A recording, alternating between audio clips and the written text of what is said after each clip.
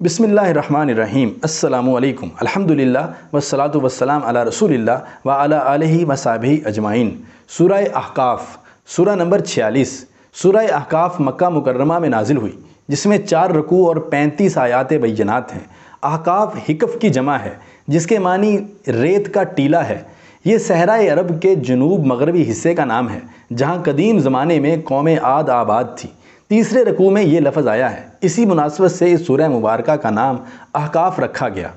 سورہ احقاف میں اثبات توحید، رد شرک اور منصب رسالت کی وضاحت کے بعد قریش کے وسیلے کے عقیدے کا سختی سے رد کیا گیا ہے، اور ان کو بتایا گیا ہے کہ تمہارے وہ الہ جنہیں تم اللہ کا تقرب حاصل کرنے کے لیے پوجتے ہو بے بس اور لاچار ہیں۔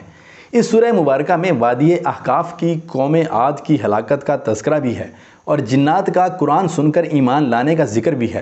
قرآن اور رسول اللہ صلی اللہ علیہ وآلہ وسلم پر اعتراضات کا جواب بھی دیا گیا ہے، اور استہزاء، اعراض، اجتناب اور انکار کرنے والوں کے لیے ہلاکت کی دھمکی بھی ہے۔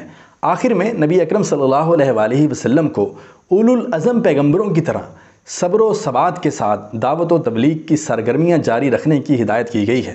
اس سورہ مبارکہ کو ایک مرتبہ ترجمے کے ساتھ ضرور پڑھیے۔ اللہ تبارک و تعالیٰ آپ کو دنیا اور آخرت کی بھلائیاں عطا فرمائے۔